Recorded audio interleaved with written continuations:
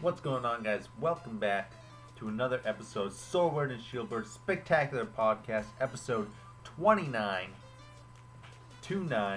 It's your commissioner, Ryan, head coach, Boston Braviaries, no longer the defending champ, but season 3 is behind us. We're moving on to season 4, and that's what this podcast is all about. All this week, myself and the other teams on the rules committee, which is comprised of Dave, the Reno Weezings, Juan, the Worcester Delibirds, Cole, the Driftvale City Dragonfolds, and Andrew, Paris Saint-Germain.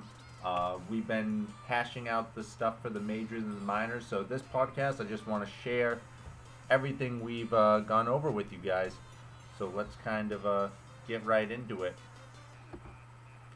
So right here, we're just going to kind of go over the rules docs first, and for each one, and we'll take a look at the tier list, and then we'll look at the new teams joining the majors anyway this season.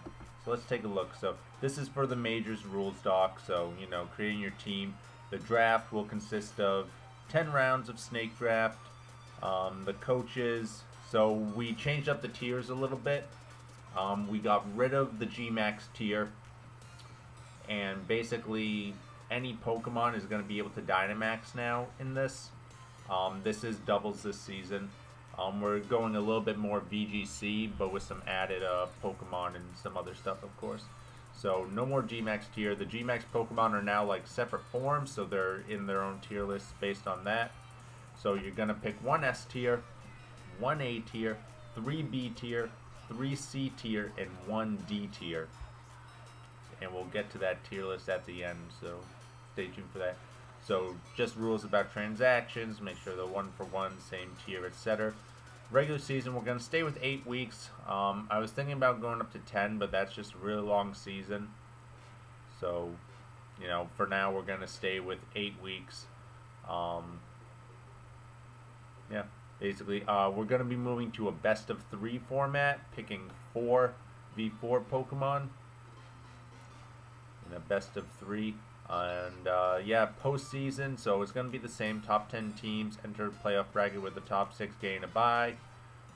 It's going to stay best of 3s with a best of 5 finals, and in the finals you're going to be able to swap out anything from your team. The rest of them, whatever 6 you bring, you got to keep for the best of 3, but for the finals you can get out of the match and do whatever you want with your team. So battle rules, battles are double battles, 4v4, all Pokemon set to level 50, set over Wi-Fi. All battles will be a best of 3, and the same team of 6 Pokemon must be used throughout. So VGC rules for there: duplicate items not allowed, Pokemon sharing the same natural dex number cannot be registered in the same team, so therefore you can't bring like Ninetales and Alolan Ninetales, regional variants, or Indeedee male and female. Pokemon with alternate forms or abilities not available in Sword and Shield prior to January 1st, 2021 are not allowed. I don't expect any new Pokemon to come out. They haven't announced any other DLCs or anything, but that's in there.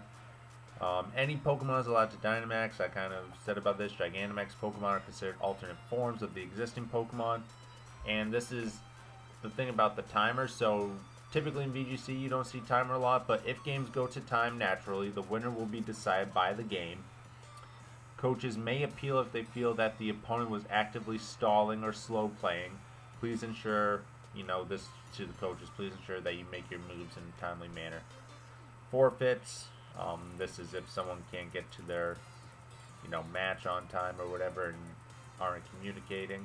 Had a couple of those last season, so hopefully we can avoid that. And additional rules or changes could happen. We've seen that happen. All right, going to the tier list. So we see for the bands we have basically the box legendaries and then a few more. Mewtwo and Mew, of course. I mean, Mew isn't overpowered; it's just you never know what to expect from him. So that's why I like banning Mew. We voted to ban Giratina Origin Form. I was thinking about having Giratina Origin Form in just because you're forced to its item is locked with the item that makes it the origin form.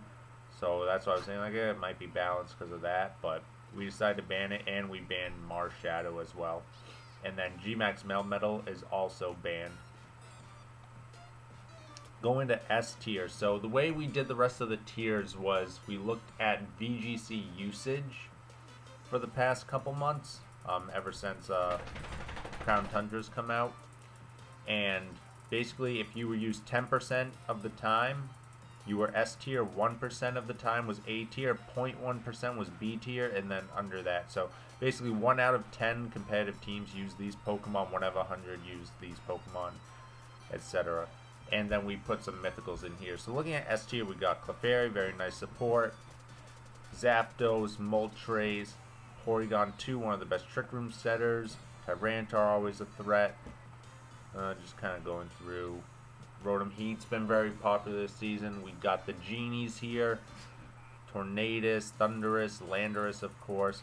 Kyurem we are going to be using, just base Kyurem. He'll be S tier. Genesect will be S tier. Zygarde. Incineroar, of course. Tapu Fini, one of the best Pokemon this current format. Magearna is scary.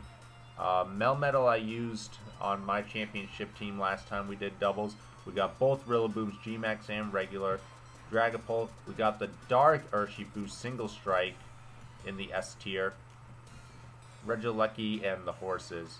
Moving down to A tier, we see the Gigantamax starters from Kanto. We got both Weezings here, very popular. Marowak's a Trick Room Pokemon. We see Lapras and Snorlax, their Gmax forms are up here. We see the other two Galarian birds, Articuno and Zapdos, Dragonite, Rainsetter, Politoed. Regirock's been very popular. We put Jirachi in here. Anything else interesting? Regigigas is in here with the two Weezings, so the only way you can get neutralizing gas is if you go with Coughing. So I don't know if anyone's going to pick Regigigas, but we'll see.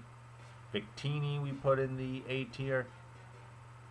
Anything else interesting? Diancie and Volcanion.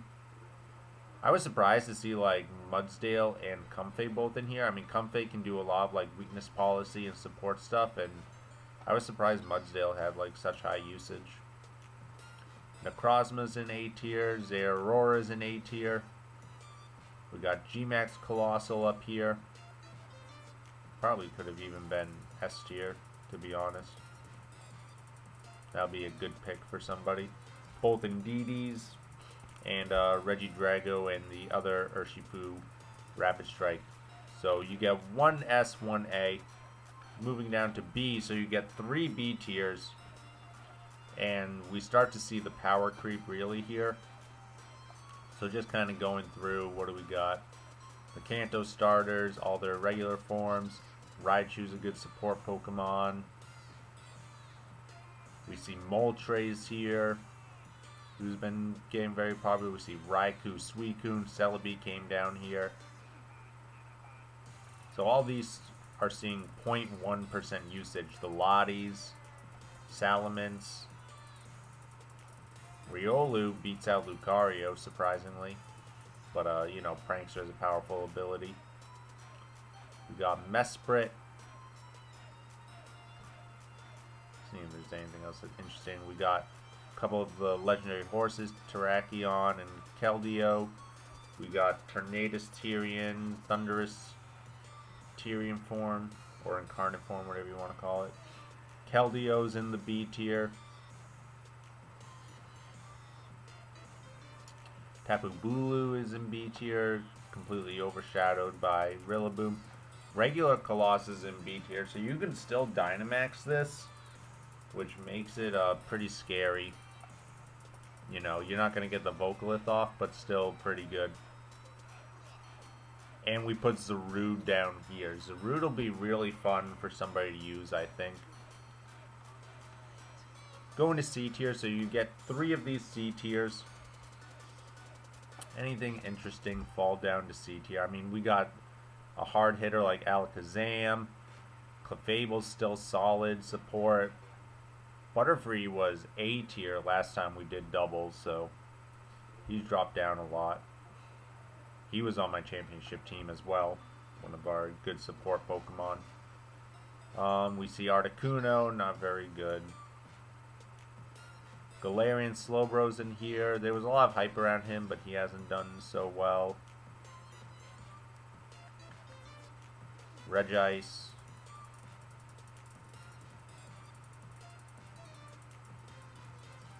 Let me see if there's anything. We got the other little fairies here. Azel. Both Darmanitan down here. I think last time we had Galarian Darmanitan as S tier, but he just hasn't proven himself in competitive VGC, so I'm sure Minnesota will enjoy that. Virizzion's down here, so you could do some beat up stuff down here. We put stuff like Torracat and dang it, Thwackey up here as well, just because their abilities are still good, and with an Eviolite their bulk isn't horrible. And then we also have Calyrex here. The riding forms, of course, being banned, but regular Calyrex is pretty poop, so you can get him. And then D tier, you got to pick one of these, so these guys are all pretty awful. I think a steal down here, I didn't catch this till earlier tonight, is Sneasel. Sneasel can do so much. I think that's a really good D tier pick. I think it's up in the C tier level for sure, at least. Same thing, Purloin's really good with Prankster. He gets a lot of good utility moves. Yeah, but nothing too much to talk about there. I mean, it is the D tier, but those are the tier list, so stuff to think about. I'll be posting those in the Discord for everybody to look at. Now, let's take a look at the minors right here. So we got the minors rule set. So basically, it's the same thing. Their tier list is going to be a little different though, so but there are rules and stuff, and they're going to have a slightly shorter season, only 7 weeks instead of 8 weeks, and everybody gets to the playoffs. So we'll go over the playoffs. Following the regular season, all 8 teams will be sorted into a seeded bracket. Playoffs, best of 3 matches still. The winners of the first round will qualify to move up to the Majors division the next season. So everybody makes the playoffs, but you got to win that one playoff game to qualify to move up to the Majors. And the winners of the finals will be granted the #1 overall pick in next season's Majors division. So if they win their playoff match, they get the opportunity to move up to Majors. They can accept that or decline. So let's go over tier list. So we banned all mythicals and legendaries. So no mythicals and legendaries in the minors. We gave them 2 Gmax picks. So they pick 1 from the Gmax Plus and 1 from the Gmax Minus. Now there is a rule with this. So in the majors, we're not having a Dynamax clause. So anybody can Dynamax. In the minors, however, just to keep it simple, you can only Dynamax your Gmax pick, and you can only bring 1 of your Gmax picks every week. So let's say I pick Charizard and Butterfree as my 2 Gmaxes. I can only bring 1 any particular week. So if the opponent sees me bringing Charizard, they know that that's my Gmax Pokemon. So it gives some flexibility in the team building. We didn't want everybody to just, since we're doing 4v4, we didn't just want everybody to have the same Gmax every time. Gives them a little bit of flexibility while still not burdening the newer players with having to learn every little thing about every possible Dynamax Pokemon. Next, you have to pick 2 Pokemon from our power tier. So these are offensive-minded Pokemon. You pick 2 of them. So the way we did the tier list with the minors is, instead of going like, okay, best, middle, worst, etc., it's based on team building. So you get your Gmax picks, you get your offensive power picks, then you get 1 support pick, So this is like a support Pokemon, redirector, etc. You get 2 Trick Room picks. So usually like a setter and then an abuser. 2 weather picks. So put some like weather on the team. Sun, hail, rain, sand. We also have a couple anti-weather guys on here. And then you get 1 free pick. So this could be whatever, you know, you want it to be, really. And then any other Pokemon not listed is considered free. So that's the minors. Different, same battling, but different rule set. Again, trying to offer up some learning opportunities for these newer players and also kind of handicap them in how they build the team. And I hope this helps them kind of look at different strategies and synergies and everything when it comes to doubles. You know, weather's good synergy, Trick Room's a good synergy slash strategy. You know, picking what type of support Pokemon you want. You know, different coverage options with your power Pokemon, etc. So I think that'll be really awesome. Alright, so to wrap this up, we're going to take a look at the majors divisions, the new teams joining. Let's take a look. So we got the East Division here. That's your boy, the 8-0 before he lost it all, Boston Braviaries. We also got Paris Saint-Germain 5-3.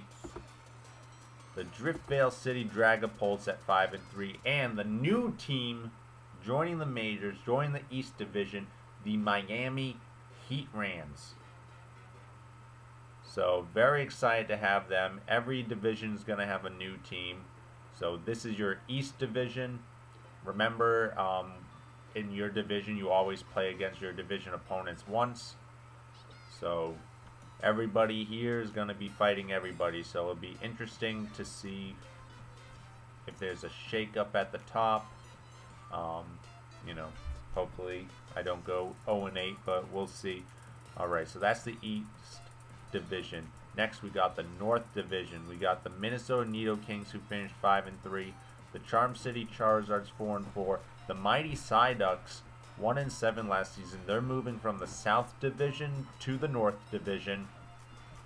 And they got another new team, the Pittsburgh Poltegeist.